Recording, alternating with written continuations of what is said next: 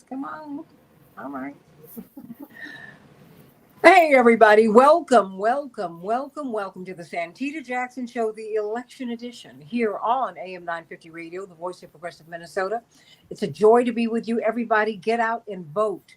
Vote. Go to vote.org. Find out if you are still on the voter registration rolls. A lot of people have been purged. They purged 1 million people alone in Texas, everybody, in Texas. They're purging people.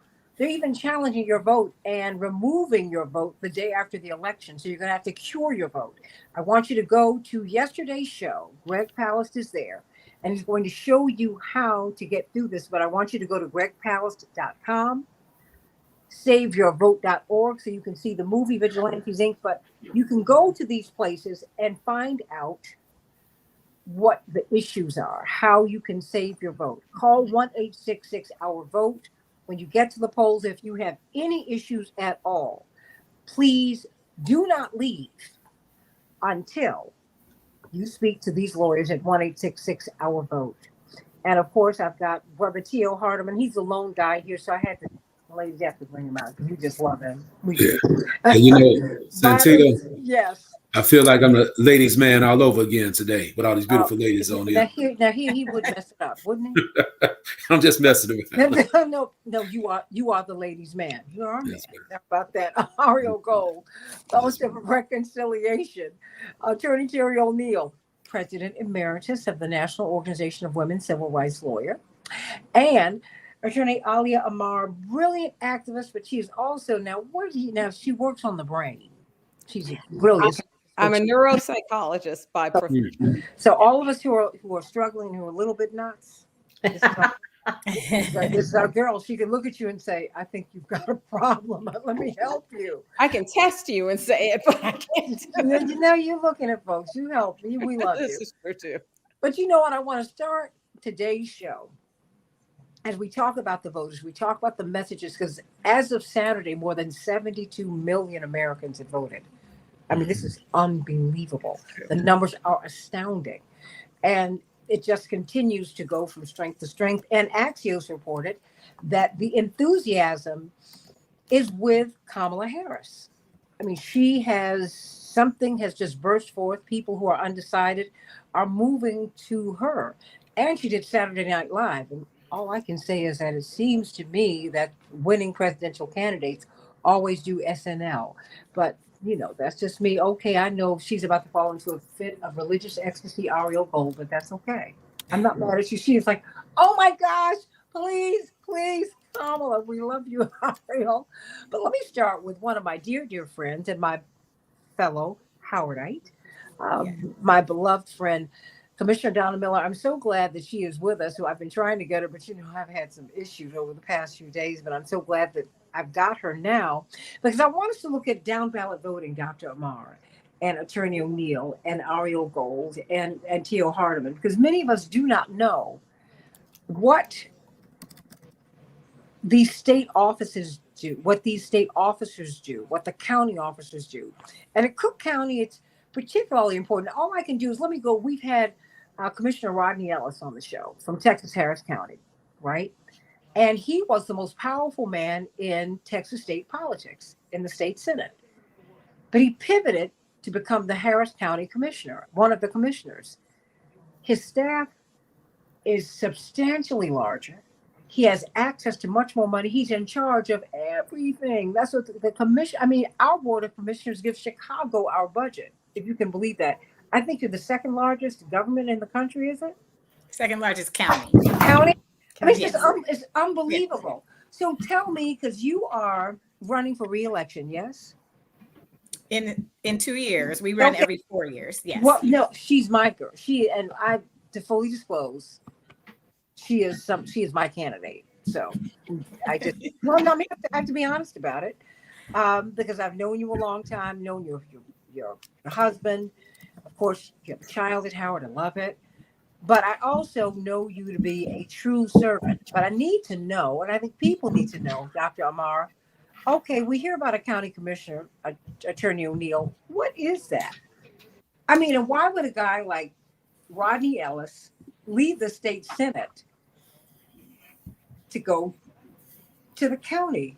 We don't know what that is, but we do know that the president of the Cook County Board of Commissioners, Tony Preckwinkle, is the most powerful woman in government in the state. Not woman. She's the most powerful Democrat in the state. Yes. You all have tremendous power. What do you do? Well, thanks for having me, Santita. And it's great to be here with this wonderful panel. And welcome to everyone. And you do such a great job. You know, when I'm tuning in and I'll text you and say something about what's going on. But we do share our love for Howard University, which I'm so excited that the election night will be there. Yes. But yeah, so to what a county commissioner does, every state is different and every county is different. Cook County happens to be the second largest county in the entire country. We just came through a grueling week of doing budget presentations and hearing about the budget for the entire county. Cook County has almost a $10 billion budget. This is the largest budget we've ever had, but we do so much with that budget. All of the offices under the president, such as, I always say we do public health, because half of our budget, almost $5 billion of the county budget in Cook County, is devoted to our healthcare system. We have 2 public health hospitals. We have several clinics across all of Cook County, and we are the largest providers of charity care in the country. So half of our budget is the healthcare. Then the other half of our budget, the rest of it is for public safety. So the jail, the sheriff, the public defender, the state's attorney, the actual sheriff's budget. So all of that is under our budget as well. And then the other offices that people know of that are part of our budget process is the treasurer's office. That's a separately elected position here in Cook County. Other counties have it differently. Also, we have the assessor's office, which is a separately elected office in Cook County. All of those budgets funnel up to that almost $10 billion budget that we have. And the other unique thing that the Cook County has is we have our own forest preserve. It's the 70,000 acres of natural habitat that is protected land. And it is something that was started as, just to make sure that we had a forest in our vicinity. I happen to represent the 3rd largest amount of that forest preserve. So that also helps with our environment. So we definitely care about environmental justice type issues when we think about the forest preserve. The Brookfield Zoo and the Botanic Gardens are also under the forest preserve. So many people don't know that. So lots of things happen in the county. And when I get so dismayed when people not only aren't educated about down ballot races, not just saying the county, but state government as well, libraries, elected officials for library boards, school boards, which we've heard a lot of here in Chicago area lately. All of these offices impact our daily life. And in Cook County, we really do. We give you your birth certificate in Cook County. And then at the end, your death certificate. So from the beginning to the end. So it's important to know who is in these offices, who's deciding these budgets, and what and how it impacts your daily life. And I always say, when people say, oh, I'm not really into politics, I'm like, well, politics is into you because it affects everything that you do, whether you like it or not, whether you participate or not. And the other thing that I'm very dedicated and talk about all the time when people come to my office is being engaged and being a vocal advocate for what you care about. If you're not there, we have public testimony. We're open to the public for every single committee, every single hearing, every single board meeting is open to the public, and the public is not necessarily there. We need public input, and you never know what is going to get other people behind you. And I have lots of examples. If we can get to that later, I can share some examples of how one person can make a difference in policy and change an entire policy just because they were a vocal advocate. We're talking with Illinois Cook County Commissioner Donna Miller. Many of us, can you stay with me for a little longer, please? Yeah. Because I'm seeing my panel nod vigorously in assent. Of course, you're in healthcare, Dr. Amar. You are a social worker by training, Ariel Gold, and you are a civil rights lawyer, and you are a lay social worker, Tio Hardeman, violence interrupter. And we see, I don't think we know the ways, Ariel, that we interact with our county government. We don't even think, most of us don't even know the county that we live in. Right. I'm not, I'm not trying to be funny, but it's like we don't know, and it's unsettling what we don't know, because I think what we don't know, we don't have access to the services, right? Right. Our Stroger County Hospital is one of the best equipped hospitals in the country. We don't know that. No. And you all have provided for health care. There's no one who has a floor beneath which you are really trying to create an infrastructure so that there's a floor beneath which no one should fall. Could you explain that? Yeah, exactly. So, like I said about the hospital system, it is charity care, which means you don't have to have any means to pay in order to go to the county hospital. But that does not mean you're getting substandard care. Cook County Hospital has some of the best care in almost every category imaginable, from whether it's cardiovascular health, cancer, whether it's going to check on your diabetes. So I'll just say things that are just regular talk. We have a state-of-the-art dialysis center. We have a wound clinic. We also have expanded over the last few years for the social worker behavior healthcare in every one of the clinics in Cook County. So that if you need access to any sort of social services, that there are the people there that can help provide that. So I just got an email last night or a text message from someone who said, I have an emergency where someone who doesn't have insurance needs help. Where should they go? Oh, I'm like, well, they have to go to either Stroger or Provident, get them there right away and make sure that they go, because people who deny themselves the care that they need are the people that we are really worried about, because they don't feel like they have any place to go. They don't know where to go, but they can come to Cook County Health and Hospital System. I'm really proud to say that we do so many services that people have no idea about. And during this last budget negotiation, I was proud to just say to them, listen, is there a way we can even advertise more to commercial patients? Because we do have state-of-the-art facilities. We have state-of-the-art physicians. We have state-of-the-art treatment guides. So why don't we say everyone should come here, not just people who can't pay? I was also focused a lot on maternal health, Santita. As you know, that's one of my passion projects. And I've convened many different groups. We've had public hearings on it. And because the state of Illinois has some of the worst maternal health outcomes in the country, unfortunately. So with all of these state-of-the-art facilities that we have here, Black women and women of color are still dying before, during, and after childbirth.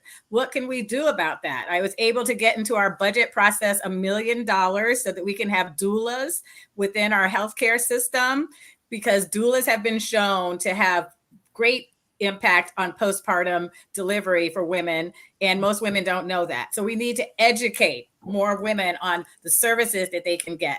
Now we're going to have that service at Cook County Health and Hospital System, so that women who are in need or don't know they're in need will have someone to go to, and have a system that has all this wraparound care. They're going to call it a cocoon care for people who want who need it.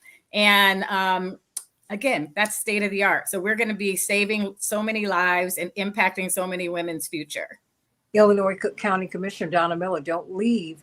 Attorney Terry O'Neill and Ariel Gold and Dr. Ali Amar and Tio Hardeman, I'd like for you to react to what you're hearing from our county commissioner, because indeed, I know, let me just start with you, Attorney O'Neill, women's health, it's a passion. And we're seeing like Planned Parenthood attacked. We're seeing all of these doors that women need open. Our reproductive care is tied to our health. Mm-hmm. You find that out as a little girl. Absolutely. You go from your pediatrician to a gynecologist, depending upon when your young woman has flowers. Let's put it delicately, right? And so our girls, they need another kind of care. And to me, it's important. I'm not just saying this because I support you, Commissioner Miller, but I need someone as a county commissioner who can bring these resources to bear. So that, because everybody does not have, like, I have a lot of friends that went to school with their doctors. Dr. Amar, everybody doesn't have that. But you need to create a system where that's not, where our children, where we all have access. Attorney O'Neill. I wish I live in Tennessee now, and I wish I could say that the state of Tennessee really cares about marginalized communities when it comes to their health care, right? We now are experiencing increasingly women do not have access to basic reproductive health care. Of course, basic reproductive health care includes abortion care, and there is a total ban in Tennessee with a FACO-BACO exception. The exceptions don't work. The lawyers are in there telling the doctors not to provide care because it could be a crime. And so care is in fact not being provided. I haven't seen the statistics. I really haven't seen a lot of information coming out of the medical community in Tennessee about how many women are suffering simply because of these new post the overturning of Roe v. Wade, these new laws in Tennessee. But I have to tell you also, Tennessee has refused to expand Medicaid in this country under the Affordable Care Act. It's one of, I don't know, a dozen or a half a dozen states that refuses to do that, leaving millions, literally millions of federal dollars on the table. We pay in Tennessee, we pay federal income tax. That's our tax dollars that the state of Tennessee's legislature refuses to accept to allow Medicaid to be expanded. It's a very harsh system. It's a very harsh set of attitudes about people who don't look and think like most of the, white men from rural and suburban communities that dominate the state legislature. I'm sorry to say. Well, Ariel, this is, and the things we have the power to vote about it. Our counties have so much money. They have so much power, Ariel. For mental health, for our physical health. And they have these open meetings, at least we do in Illinois, in the county of Cook. You can go to the meeting and you can have impact. But we don't know that.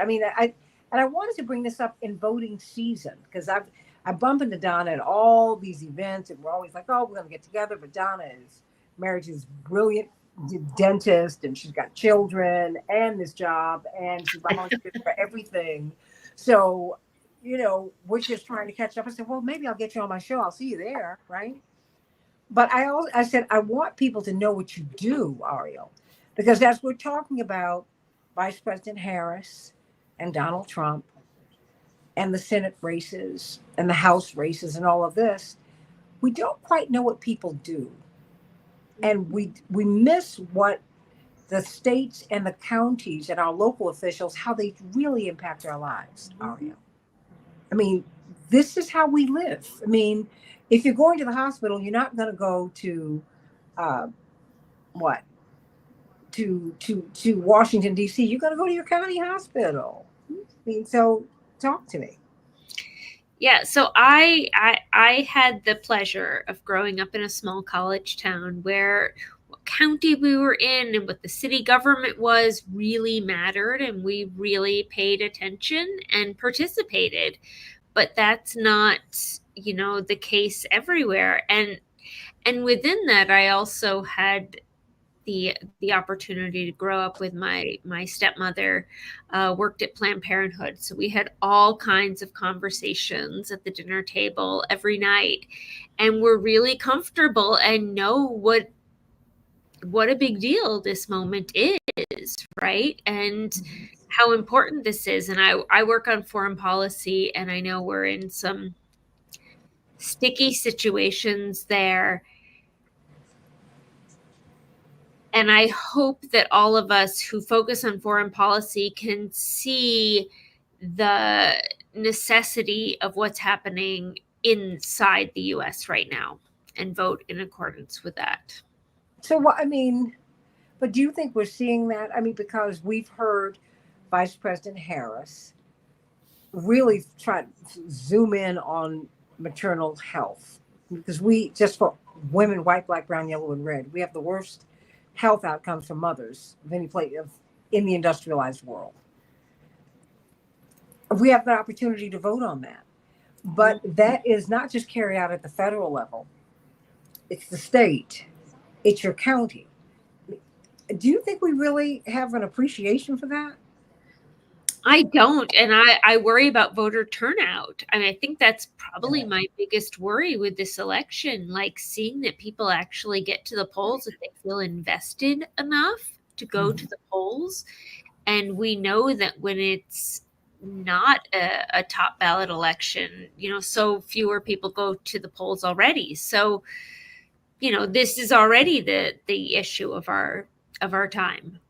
It absolutely And is, Doctor. Oh, yes. I'm sorry. I was just going to add one thing, and that's also the importance of who is in office. So we mentioned getting funding into different counties. I'm talking about county level government. I'll just give you an example of a woman who happens to be an African-American county commissioner. She's in Iowa, and she was able to get, about $150,000 towards maternal care in her county, which is unprecedented. She never had that. They never had that in her smaller, way smaller than Cook County, but impactful. That 150,000 will go a long way in her community. So she had to be forward thinking to make that happen. Just like in a larger county, we're able to get $1 million. I know another state senator in New York who was able to get $1 million for the state of New York. So we need people on every level of government making this happen. That's how we're going to change the outcomes and uplift and make sure that the positive outcomes actually happen for women in this country.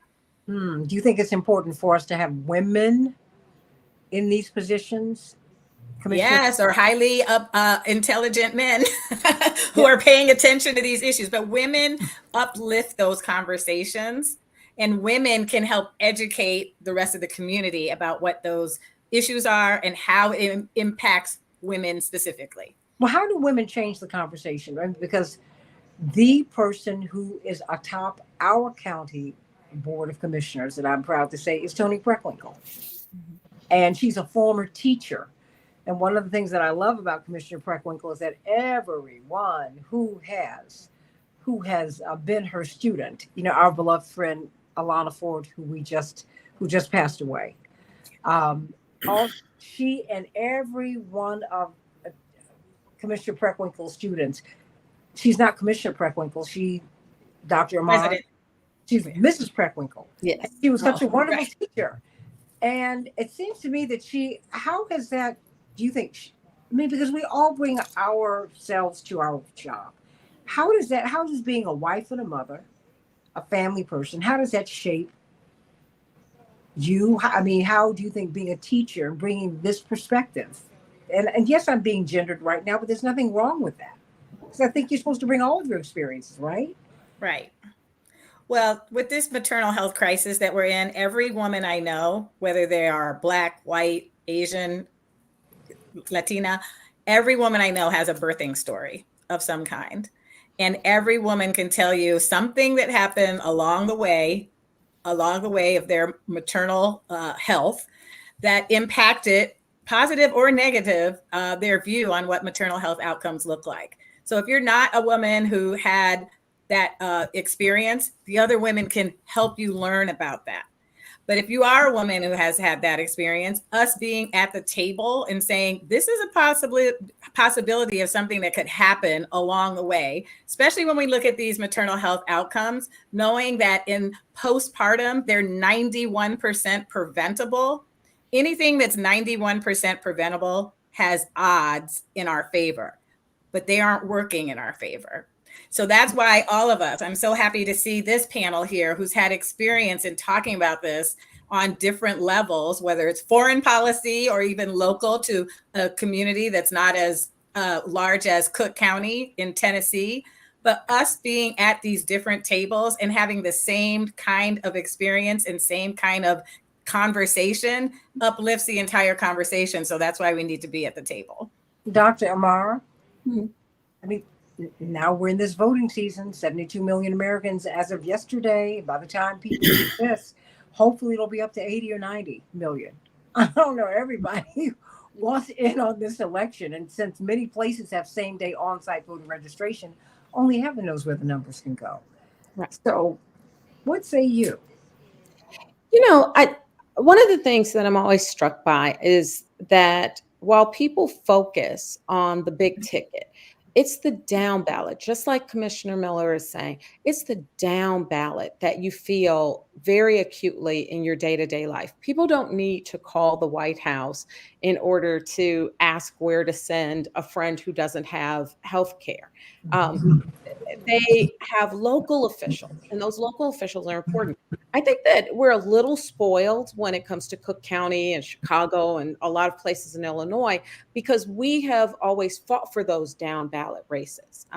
And I think, and I'm not just saying this because it's you, Santita, but I think it's because of people like Reverend Jackson, who kept us educated on how important every single seat was. Who's on your school board matters. I told your father a few years ago about the fact that one of the impactful things in my life was him coming to our school and fighting for us at this brand new school building to have brand new books in my grammar school. And when people pay attention at the levels of impact on our daily lives, it matters. But it matters the direction in which they are paying that attention. Because when you have things like Terry was mentioning about a zero tolerance policy around maternal health, what does that mean to the women who can't survive? And what does that mean to their husbands, to their existing children, and to all of the existing systems in which they currently operate? So we've got to pay attention very acutely, and we have to get out the vote for all of these down ballot seats. Now, at the top of the ticket, I agree with Ariel. We definitely are in an extraordinarily challenging time when it comes to foreign policy. And it has been devastating in many communities. There's been a slight and more recent pivot in some of the messaging that is coming out of the Democratic Party as they begin to fight for some of those, remaining votes in Michigan. Michigan's going to be extraordinarily tight. But we also, just as much as we want for voters to be engaged and pay attention to what we're doing, we need to pay attention to voters. And when a large contingency of voters comes out and they say to you, we have an ongoing crisis that is deeply impacting our community, and we feel viscerally that we may not be able to support you, but we may be able to shift that if you will at least let us know that you hear us. You've got to communicate that, and you've got to communicate that early. And so what I'm hoping is that there will be many people who turn out to vote, and who turn out to vote in a way that helps us to save and secure our democracy and to protect our rights as women. I'm very worried about that. But I'm also very concerned about whether or not politicians are actually going to tune up their ears sufficiently enough to pay attention to issues that impact those of us that they are not currently listening to. Because I think that we're listening to everybody at the top of the ticket in terms of messaging, T.O. Mhm. But, Yeah. you need messengers up and down the ballot. Mhm. Yeah, always. And I must say this, all respect to the ladies here. The reality is that a lot of people in the world really do not understand the bondage that women had to go through throughout the centuries here on the planet Earth. Okay, so no man should be dictating policy on how a woman should control their body, right? I just want to put that out there. That's very, very important. But this election is going to come down to issues, Santita and everybody. It's the policies. Now, one thing I could say, the enthusiasm is not there the way it was for Barack Obama, but that does not mean that Ms. Harris she could still win. You know what I mean? It's just enthusiasm is not there overall. I don't hear a lot of people in the streets in Chicago or throughout. I've traveled a little bit throughout right before this election as well. Mhm. Everybody's just like hyped up so much like they was in Barack. You can hear from everybody. But That's but Tio, But- don't you think that with Barack Obama, I mean, I'm Yeah. not cutting you off. Okay. It was novel. It was the first time Okay. that That's fair. no one thought, like, oh my gosh, a black man, wife, children in the White House. Whew, what?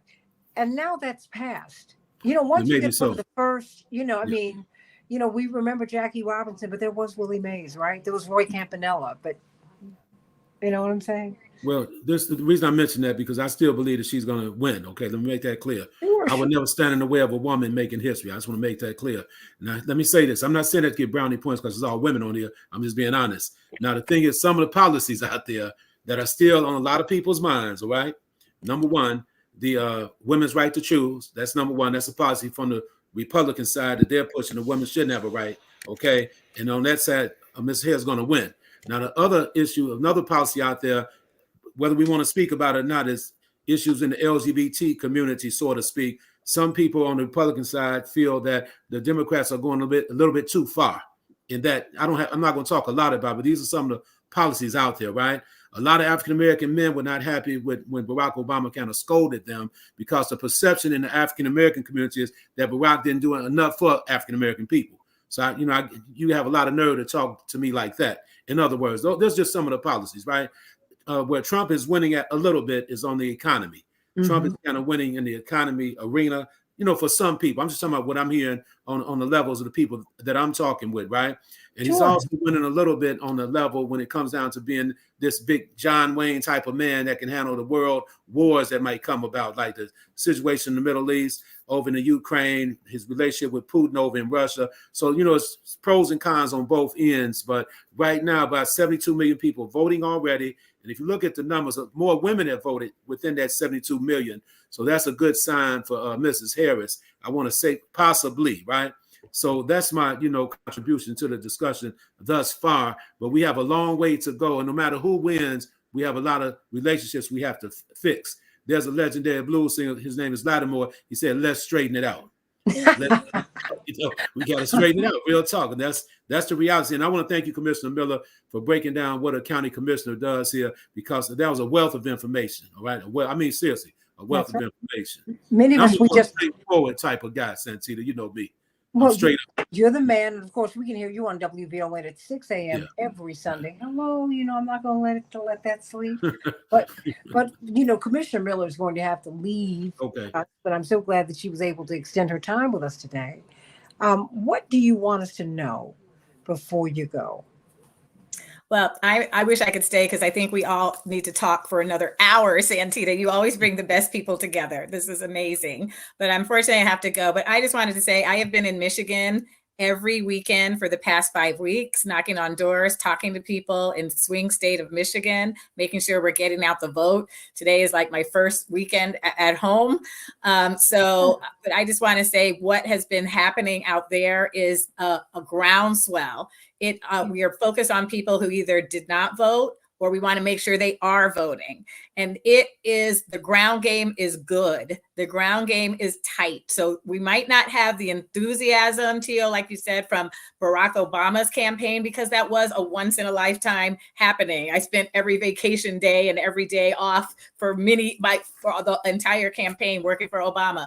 But here we are right now, and the ground game is up to the point where I just got a text message today. Come to Michigan on election day. We have different shifts starting at 7 a.m. to make sure we're getting out the vote. So we are not leaving anything no stone unturned.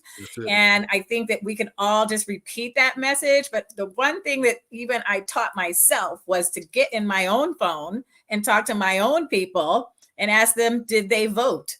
And some people were like, oh, yeah, I forgot. Or what was the last day of early voting? Okay, so that means you did not vote if early voting is over in your area. That means you can only vote on election day. Do you know where to go? So we can all do that. Individuals can do that, because every vote is going to matter. And I know we all would feel some huge sense of responsibility if we didn't do that part. So all of that is happening. There's been so many massive volunteers out there knocking on doors. I can only speak for Michigan, because that's where I spent all of my time. But I also went to Vegas. Oh, and I also went to Wisconsin. I forgot that. So everybody is out in different places that are swing states as far as that goes. So if anybody my message to everyone, ask everyone, did you vote? I went to get my nails done. I asked them, hey, are y'all voting? No, some of them said they can't vote. So everywhere you go, that needs to be the conversation for the next few days. So we have to make this happen. We are the ones that can do this. We are the ones who can make sure that we're having some skin in the game to make sure we're also doing it, because there's so much at stake. And like you said, Tio, the conversation has to happen, but we have to have someone reasonable to have a conversation with. So if we don't have someone who's open to listen to policy changes, to someone who actually has ideas, someone that surrounds themselves with people that might know things better in different categories than them, that is what we need to have in our top of the ticket office. And that transcends down to every level of government as to how we're going to make sure we're merging, have a synergistic approach of what's happening across the entire country, and uplift our country so that we are the greatest country in the world. That's right. Cook County Commissioner, Illinois Cook County Commissioner, Donna Miller. Thank you so much. Thank you so much. Cannot wait to have you back. Just to join the panel, you got to join the panel because I think you've got a lot to say. I would love to. You put a face. You put a face to elective office, and to hear one of our elected officials speak and talk about what it is that we need. You know, you're not giving us a stump speech. I want to thank you for that. That's important. We really, and we really appreciate all that you do. I don't know how you do it, but you do. And well, I appreciate you. You know I love you. Thank you. You know I love you. You and your pink room and your pink outfit. Not my sis. How about that part? Peace. So much love. My fellow Bison. Howard's in the All right. HU. And I'm headed to Howard on Tuesday, election night. I'm so excited. I can't stand it. All right. That's it. Sending you so much love. Thank you. Love you. Take care. Love you. Thank you. Well, you know, I had to give a shout out to Howard. What can I tell you? That's my school. And Kamala was a year behind me. So there we go. She and someone I pledged were very, very close. There you go. There's all that. But, you know, let me ask you this. Because I wanted to bring on these elected officials, and I've been rotating them because we need to know why we're not just voting for the presidency. That's very, very important. But it's not of ultimate importance because you can see where your local official, I mean, you get arrested by your local police or your life gets saved by the local police. You know, that can happen too. And it's just, there's so much that's happening, but I want to know, let's just get down to it also, because you can see that she's campaigning, and because she's here in Chicago, she has been in Michigan frequently. Let me pivot to you, Dr. Amar, and I'm just going to go around this panel. What is going on in Michigan? What is up? So in the last few days, the Harris campaign has made a more pointed outreach towards the Muslim community and the Arab community in Michigan. And I'll be honest about it. My feeling is that it's a little too late. It has a very Hubert Humphrey feeling to me. And I hate to say it, but I'm gonna put it out there, and we can all debate it. But the problem is it is very difficult to come in from this particular administration, given what's happened and the devastation that has happened throughout the ongoing genocide. It has been really difficult for people to feel unheard and yet asked for their vote, and to feel as though if they give that vote, are they complicit in an action that is incomprehensibly inhumane? And so part of what needed to be done, and I think, as a member, by the way, as a member of the Black Muslim Leadership Council, as a board member, I voted within 2 weeks, I believe, of the vice president announcing her candidacy. I voted for our organization to endorse her. And we did. We were the first and only Muslim organization at that time that took that step. I did it on the basis of domestic issues that are critical, particularly for Black Muslims, but also because I do believe that she is capable of presenting a different front on what is happening in the Middle East. And I know what happened under Donald Trump with his Muslim ban. I was at O'Hare Airport the day before I left the country. I was at O'Hare Airport protesting for the right for my people to remain in our own country. So I think that normally that would be a no-brainer. You wouldn't see Muslims stepping out and saying, "Hey, we're willing to endorse Trump." Not after what he did to us last time, not after even what he did in Palestine with announcing Jerusalem as the capital. You know, but the problem is that if you are coming in and in your role as vice president, you can't pivot too much and be too vocal against what the sitting president is saying and doing his agenda. And yet, as a candidate, you need to be trying to earn the vote of people that he has frankly dismissed. I think that that's just a lot to try to navigate in the very short amount of time that she has had. And that's why I say that this pivot during the past week, I don't know of any Arabs or Muslims that have been vocalizing an intent to vote for her. And that is a hard position to be in. That doesn't mean that there aren't Arabs and Muslims who will vote for her, but it may not be the thing that you can say with any pride. And I think that's an unfortunate position. Ariel? Yeah, I have so many thoughts. So first of all, there is just an Arab American group, Dr. Jim Zogby and Maya Berry and others who went to Michigan to endorse Harris. And I feel like Harris is leaving so many votes on the table, right? Like, she wouldn't have lost relevant Jewish votes, really any Jewish votes, if she had acknowledged Palestinian suffering. As vice president, she can't solve this. Does she need to go against the sitting president? A bit, but she didn't even have to go all the way. She could have, we still would have been unhappy, but she could have gone part of the way, and she could have acknowledged the pain, and she hasn't. And it's left votes sitting on the table. And I know if we care about Palestinian rights as much as I do, I care about Palestinian rights because I know my liberation as a Jewish American is intertwined with Palestinian liberation. So, to care about Palestinian rights is to know that we have better odds, we have a better coalition under a Harris administration.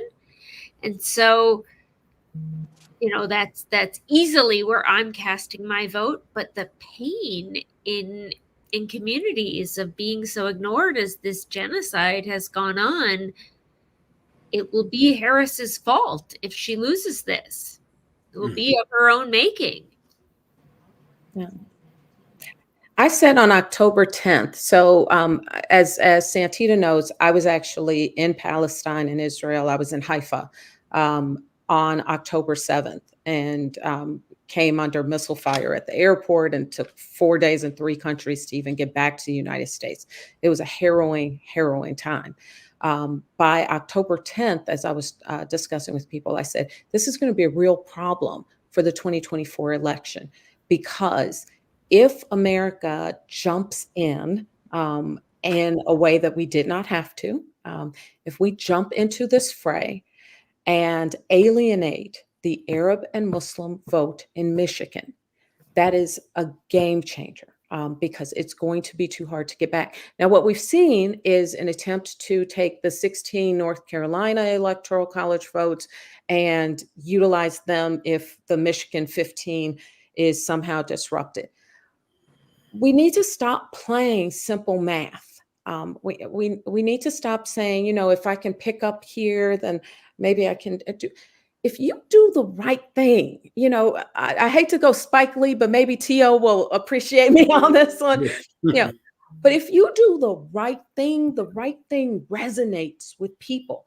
And the loss isn't just Arab and Muslim voters. The loss are those thousands, hundreds of thousands of protesters that you saw, the progressive protesters, and the alliance that we have, like Ariel is saying, across communities. Jewish Voices for Peace. Well, guess who's in there? Jewish voters. When Vice President Harris says that there is more that connects us than divides us, this is true. But what that more is dependent on at some level is a moral core that says, I care about you as my fellow citizen. And as my fellow citizen, I must have a global concern. You know, there are voters like me who are not just concerned about Palestine. I'm concerned about Sudan. You know, I'm concerned about mothers and children who are coming as migrants into our country because they're escaping conditions that even our own government helped to make their daily lives difficult. So if you have a core that says, let me speak to voters who are paying attention and care about human rights and social justice issues, you can see that groundswell. You know, who was out on the streets, you know, in 2020 facing all of the risks of getting COVID? People who were fighting for social justice. And, Gotcha. and you Yeah. got to care. That was good. Then another thing I'm looking at on the Democratic side, the Republicans are painting a picture that the Democrats, especially the Miss Harris administration, they have no respect for God. They're just painting that picture out there. I don't know if it's going to win over. I mean, I'm just putting it out there where they had her at a rally speaking about you at the wrong rally because somebody mentioned church or something. That doesn't mean she feels that way. Let's be clear. I'm talking about perceptions now that are out there. Another perception but you out know, there about, I mean, but to be fair yes, to you, you're yes, talking to people. You have a talk show on the yes. iconic Black Talk People radio call and talk to station. me about it, right? Well, in the third largest market in the United States. Yes, yes. So And that's the you're people. not just pulling these Oh no, I'm not pulling it out earrings. the air. No, not at all. He's talking to people, All the time, each and and they're every waiting day. to talk to him and say, "Hey, this is what's on my mind."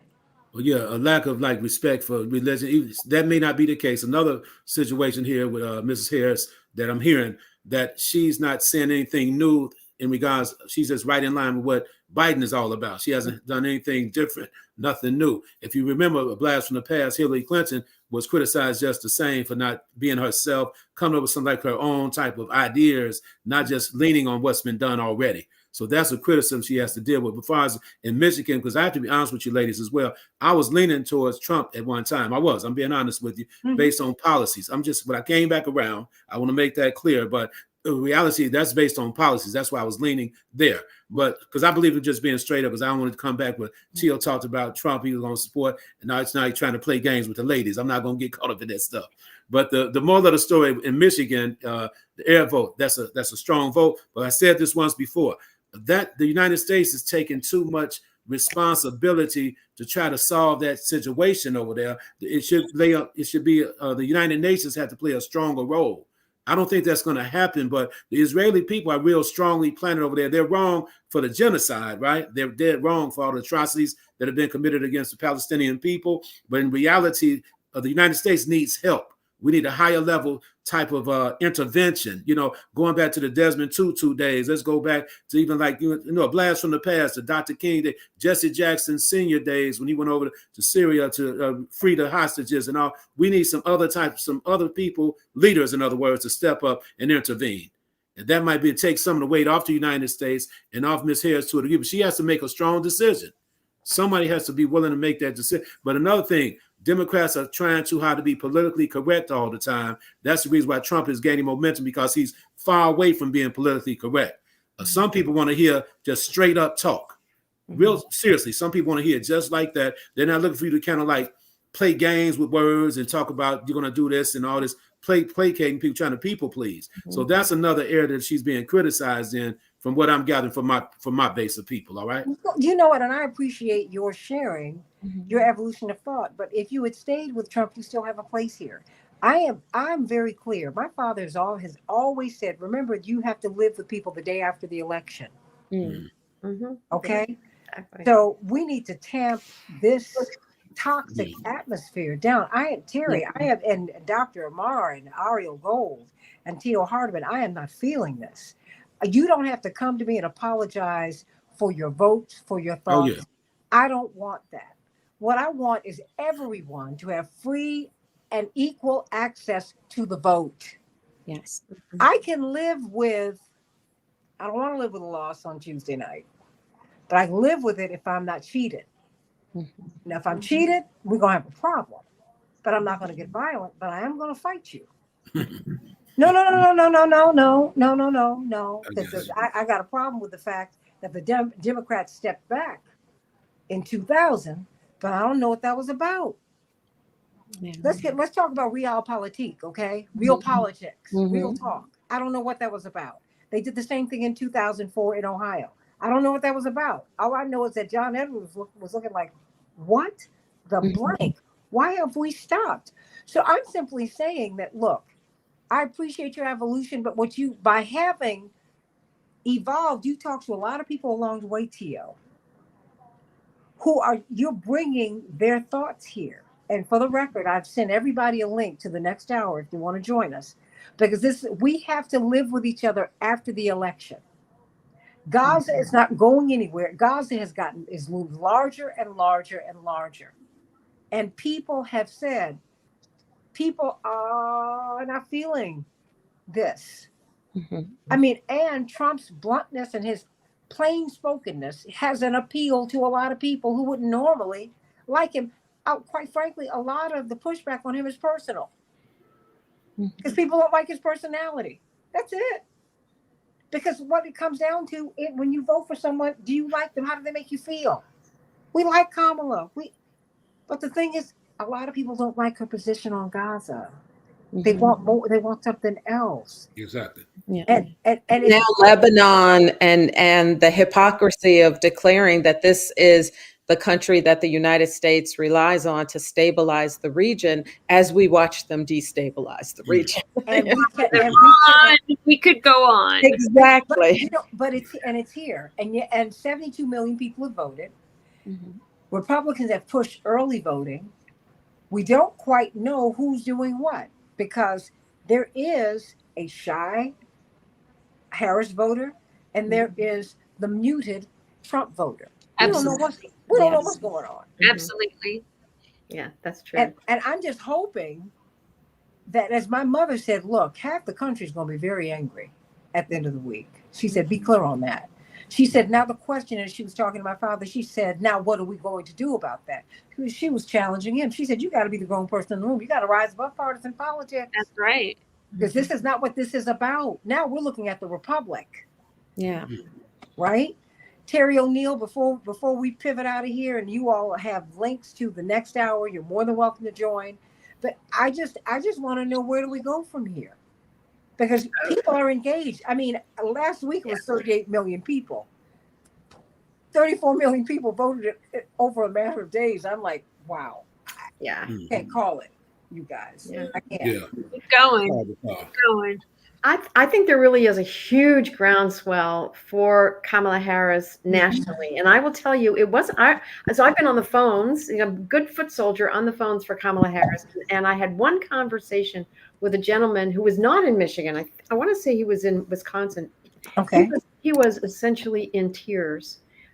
He did not tell me he had family in Gaza, but he spoke so authentically about the pain that he was feeling about Gaza that I believe that he must have a family or friendships or something, and explained to me that as you said, Dr. Amar, he wanted to vote for Kamala Harris because of her, because he thinks that Trump is a fascist. Actually, that's probably accurate at this point, given all the things that have happened with the Republican Party. But putting that aside, he just couldn't bring himself to vote for Kamala Harris. And I'm supposed to be, on this like persuasion call. And I said, sir, I am so sorry for your suffering. Yeah. And I want you to know that I honor your choices.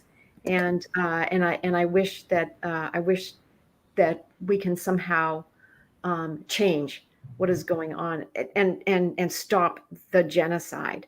Also, one of the big problems with Israel right now is I'm not sure you can call it a democracy. Not when a genocidaire, I don't know what the proper term is, but Benjamin Netanyahu is a war criminal. He has been sued by the United Nations as a war criminal. And when you have a country that is run by a war criminal, you really can't call yourself a democracy. So that alone is just a terrible problem. But Terry, this is not about democracy. This is about a colonial project. Exactly. It is That is exactly what we white people did to Native Americans Here. in the 17 and 1800s. Can you look across the landscape and Yes. find Native Americans, indigenous people in the United States? That's what ethnic cleansing is, everybody. Right. Yes, That's that what it is. And that's what it we're looks watching. like. And Yes. that is what's so reprehensible, because you know what? We do it over, and we reiterate this all over the place Yeah. for people everywhere, and it's wrong. Yes. Yes. It's wrong for this to happen to the Palestinians. It is wrong when it happens in India and Pakistan, throughout Yes. Africa, throughout Asia. It's wrong wherever it happens. Yes. And it is somehow, And you with know, my money, human condition does Right. that. wait, hold on, wait a minute. With my money? Yes, right. Well, when you're doing it, yes, right. You're doing it with American tax. Wait a minute. Well, I got Jared Kushner saying this is going to be great beachfront property. Huh? What? Right. Wait. No. What? I mean, you say whatever you want to about Congresswoman Tlaib. Her grandmama's over there. Exactly. Are you serious right now? Yeah. I would be feeling some kind of way. Right. Yeah. Well, when you think about Ada Camp is the most tear gas site on earth, according to a study from 2017. These are women, children, elderly people, terrible respiratory illnesses, terrible skin illnesses. Where is Ada Camp? Ada Camp is a 75-year-old refugee camp. 75 years existing in a no man's land within your own country. Right. They have been nuked. Yeah. They have been nuked. It's the equivalent of several nuclear bombs that have been dropped. Exactly. It's the equivalent of multiple bombs. There were 2.2 million Gazans at the beginning of this war. 2.2 million. I defy anyone to look at any picture of Gaza at present and find 2.2 million people. I defy you to find 10,000. When you see a picture, do you see even 10,000 people? And that has occurred within 1 year. But what we've heard from the Trump administration is finish the job. Finish the job. That's right. And Well, that finish and the job. the beachfront property statement. We Yeah. know under But the this- Trump administration who's in charge. It's David Yes. Friedman, it's Jared Kushner. We Yes. know. And Yes. not But like these same people, it's like under a Harris administration, but we have to be strategic and we have to demand that they Step go. forward. Yeah. Well, we Because also it's- have to ask a question about who this says that we are. We are now complicit not only in a genocide that involved a substantial amount of bombing, including of aid workers, the targeting of hospitals, schools, infrastructure. Journalists. We are now at this moment, while Israel kind of silences our visuals, we are complicit in the starvation of a people. And so we have to ask ourselves, who are we and what are we demanding? And no matter who is in that office, and I truly believe that there is no conversation to be had with, someone as egomaniacal as a certain candidate. But whoever's in that office has to be a person that we can talk with, that we can negotiate with, that we can push Yes, forward. right. But see, let me tell you something, and I We have can to pivot. screen I have to pivot over to the next materials. hour, because he's egomaniacal, but you're not going to be in politics Mhm. and not have a tremendous ego. So let's take that off the table. You gotta have it. Well, no. You gotta have an ego. Yeah. No. You gotta have a limit. Yeah, Confidence. no, you should, but power corrupts. Mm. Absolutely. And when it's absolute, and that's the danger. Mm. The danger of having power for every human being. What we have to look at is a system that has allowed the Nakba to be ongoing for 80 years. Yes. And Yes. it has gathered steam over 50 years. And you're now beginning to see the quiet part. You're hearing the quiet part said out loud. Doxing is not new. None of this is now. I've got to pivot over to the next hour. So you all have that. Before you get the next hour, Santita, I'm with you, and I wanna suggest that people educate themselves using Dr. Bashir Basba's book, The Holocaust and the Nakba. Okay. All right, everybody. But you Thank Lovely. Peace too. Right. Okay, Bye then. Yeah. Come on over. Love you. I'm coming. Okay.